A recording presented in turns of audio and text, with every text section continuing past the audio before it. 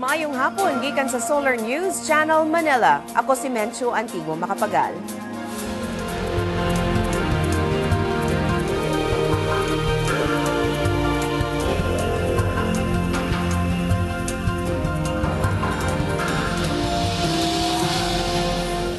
Aniya mga balita alang sa Kabisayan ug Mindanao. Aniya ang front pages sa mga pamantalaan sa Sugbo. Sa Sunstar Cebu, gisugyot nga dugangan ang internal revenue allotment sa mga local governments isip kulip sa PIDAF. Sa Sunstar Super Balita, gitulis ang usa ka working student sulod sa balay sa iyang amo sa Barili, Cebu. Ug sa Cebu Daily News, gilaraw ni Cebu City Mayor Michael Rama nga ablihan og balik ang usa ka KTV bar human kini gipasiradaan. Atong sayro ng front pages sa mga pamantalaan sa Mindanao. Sa Sunstar Davao, gisunog ang tulo ka taxi sa Panabo, Davao del Norte sa mga ginudahang sakop sa New People's Army. Ug sa Bandera Mindanao, gikumpirma sa kapulisan ang presensya sa Mexican drug cartel sa nasod. Gihingusgan na sa kapulisan sa Pagadian City ang seguridad sa dakbayan human sa sunod-sunod nga pagpamusil nga nahitabo atol sa Pasko. Atong sayron ang detalye pinaagi ni Jong Kajon. Jong? Yes, Mincho, gibutyag sa Pagadian City Police ang gingusog nila sa seguridad sa syudad human nga nahitabo ang pagpamusil sa duha ka tao sa pagkaigo-usab sa sahag nga bala sa duha ka minor atol sa Pasko.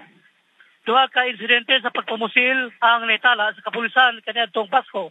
Diin usa sa mga biktima si Asgar Almahid na diin usa ka mananagat nga residente sa Cotabato City kinsa naigo sa dughan o anak karon sa isa medical hospital. Naitabo ang pagpamusil sa alas 3:30 ang takda sa hapon dito sa San Jose District, Pagadian City.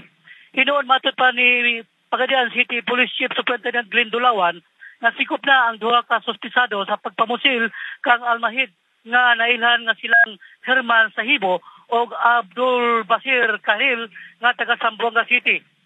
Tanggong karon sa Pagadian City Police ang duha ka suspisado. Samtang sa laing usa ka biktima nailhan si Pakoy Glibada nga taga Purok Kapalaran, Balangasan District sa Pagadian City. Hinoon wala naigo si Glimada tungod kay nakaikyas kini sa tulo ka mga wa mailin tao nga mipusil kaniya. Apan duha ka magsuong bata hinoon ang naigo sa pagpamusil nga nailan nga sila si DJ Silaw 5 anyos o Bert Kid 4 anyos. Ana sa kritikal nga kahimtang karon si DJ tungod sa naigo kini sa tiyan samtang naigo sa tudlo ang iyang manghod. Daling gidala sa Miliarin Hospital ang duha ka bata. Padayon pang gipangita karon ang tulo ka lalaking suspisado sa pagpamusil sa duha ka bata. Matod pa ni Superintendent Dulawan, mitukod na karon sila sa random checkpoint o mipatabang na sa sundalo gikan sa 53rd Infantry Battalion aron sikubon ang mga makaplagang nakainom o ilinong makahubog o adunay armas. Mitukod sa ang Barangay Emergency Response Team sa mga barangay aron mutabang sa pagsanta sa krimen karong holiday season. Mincho? Daghang salamat, Jong Kajon, reporting gikan Pagadian City.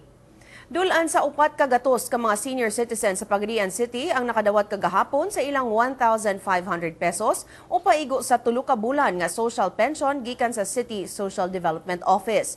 Matod ni Office of Senior Citizens Affairs Head Emeteria Arbitrario, girelease sa lokal nga kagamhanan ang monthly social pension sa mga senior citizens matag 3 ka bulan aron dili na maglisod ang mga hamtong sa pagkolekta niini matag bulan. Subay sa mando sa Expanded Senior Citizens Act of 2010, makadawat og 500 pesos matag bulan ang mga senior citizens. Gipatuman sa Pagadian City ang balaod ni atong January 2011. Dunay kinatibuk ang 388 ka mga senior citizens ang nakadawat sa ilang pensyon kagahapon. Sunod tuig, dunay madugang nga 110 ka bag-ong beneficiaries sa listahan sa lokal nga kagamhanan sa mga senior citizens.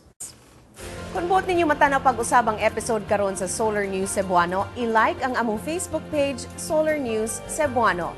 Bisitahi sa among website www.solarnews.ph. Alang sa inyong mga sugyot o komentaryo, mahimo sab ninyo kining i-email sa solarnewscebuano@solartv.ph. Og mao kadto ang Solar News Cebuano hangtod sa Lunes puhon. Ako si Mencho Antigua Makapagal. Daghang salamat ug pag-amping ka Bisayan ug Mindanao.